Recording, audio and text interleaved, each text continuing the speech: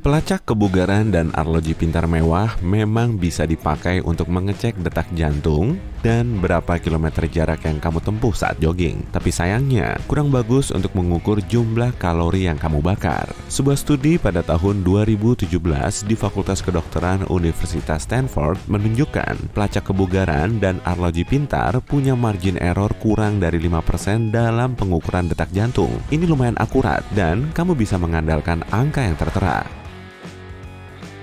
Masalahnya ada saat alat ini mencoba mengukur pengeluaran energi atau pembakaran kalori. Alat terbaik sekalipun punya margin error rata-rata 27%, yang terburuk bisa sampai 93%. Berarti, alat ini sangat tidak bisa diandalkan dan seharusnya tidak menjadi pedoman. Pelacak kebugaran tidak bekerja dengan baik dalam mengukur kalori karena kita punya beragam tinggi, berat, pola makan, dan banyak perbedaan lainnya. Berarti, kita membakar kalori pada tingkat yang berbeda.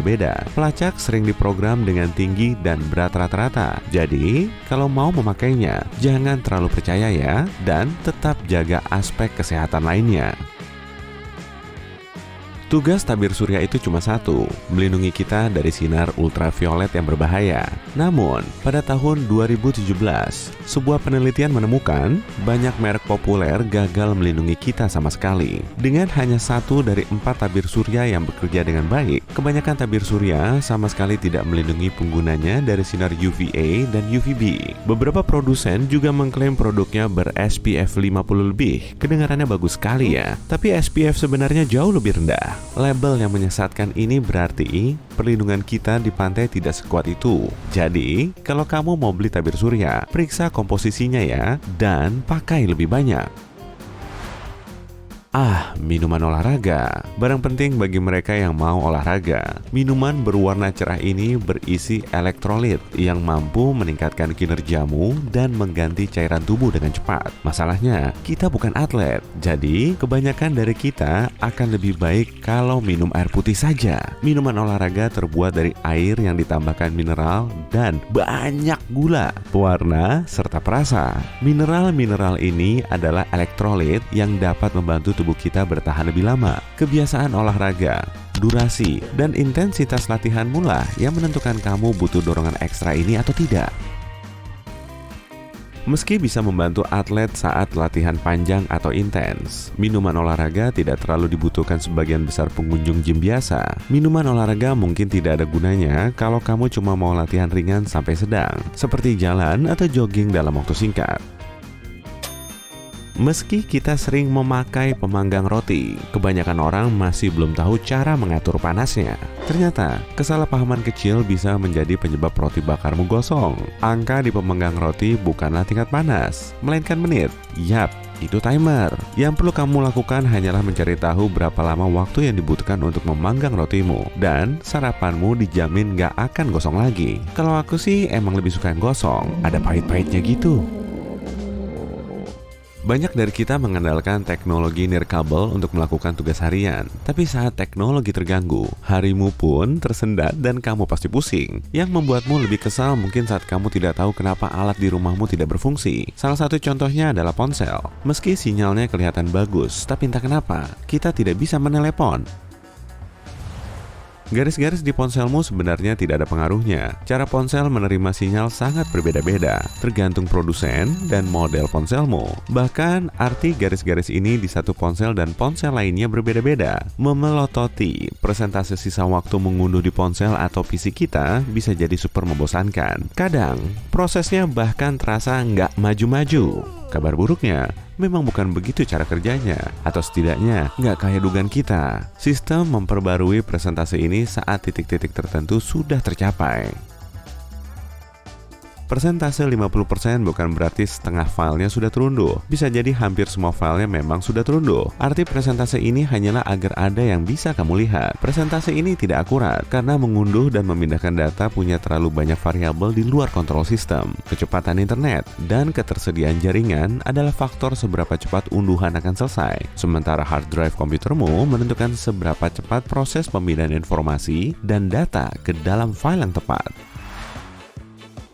Mungkin lebih baik nyeduh kopi atau tinggal tidur saja proses unduhmu daripada terus-terusan ngeliatin persentase yang suka menipu ini. Di beberapa tempat, berhenti di penyeberangan dan menekan tombol sambil berharap sinyal berjalan muncul mungkin cuma buang-buang waktu. Bahkan, bisa jadi tombol ini nggak perlu ditekan. Beberapa tombol penyeberangan memang perlu ditekan, tapi ada juga yang tidak perlu. Simbol menyeberang akan menyala sesuai program. Beberapa lampu penyeberangan bahkan punya jadwal apakah tombolnya perlu atau tidak perlu ditekan, tergantung waktu.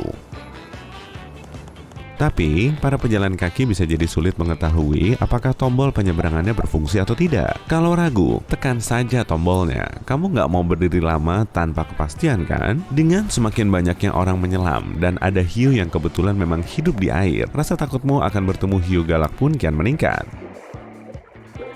Permasalahan bersama ini mendorong banyak perusahaan untuk mencoba menciptakan pengusir hiu. Ini mungkin ide yang bagus agar manusia dan hiu lebih aman. Banyak perusahaan sudah berusaha keras, mulai dari membuat semprotan, pakaian selam, magnet, lilin, sampai alat elektronik demi mengusir ikan menyeramkan ini. Sayangnya, belum ada produk yang berhasil. Ada satu produk yang mengeluarkan suara paus orca. Hiu memang tidak suka dekat-dekat dengan mereka, tapi apakah bercosplay menjadi orca bisa membuat hiu ogah menggigitmu?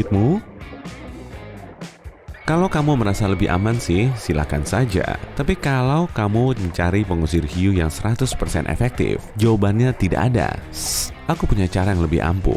Menjauh saja dari laut. Di Amerika, buru-buru masuk lift dan berulang kali menekan tombol tutup pintu cuma buang-buang waktu. Kecuali kamu tahu triknya.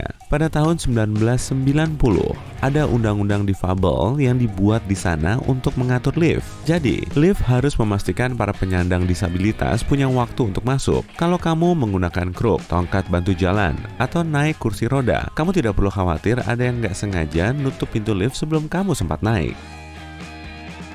Tapi ada cara mengakalinya. Kalau kamu adalah pekerja darurat atau petugas pemeliharaan, kamu punya akses ke kunci dan kode yang membuat tombol itu berfungsi. Sebenarnya ini cuma tombol placebo yang ingin kamu pencet dan membuatmu merasa sudah melakukan sesuatu. Jari yang tidak sabaran itu sebenarnya tidak ada gunanya.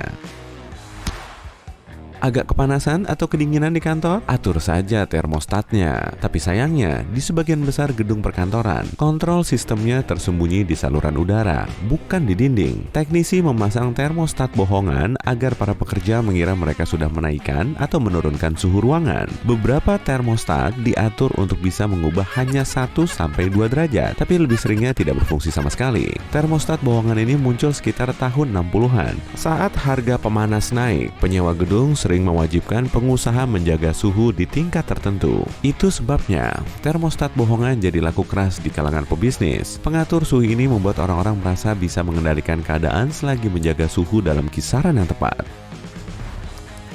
Kamu perlu mengunduh software pembersih PC premium yang berjanji bisa membersihkan PC-mu dan membuatnya ngebut lagi seperti baru? Keren ya? Pembersih PC ini sering dibuat agar kelihatannya berfungsi baik, tapi biasanya tidak berguna. Software ini mendeteksi sesuatu yang bukan masalah dan menampilkannya sebagai masalah. Contoh terburuknya adalah saat software ini mencantumkan cookie browser dan file sementara sebagai penyebab komputermu nge-lag, padahal sebenarnya tidak. Sebaiknya, gunakan saja pembersih bawaan sistem operasimu. Gunakan saat kamu memang perlu, dan isi dompetmu tidak perlu ikut disapu bersih demi membeli software lain yang melakukan tugas serupa. Sip, segini dulu ya. Aku mau manggang roti.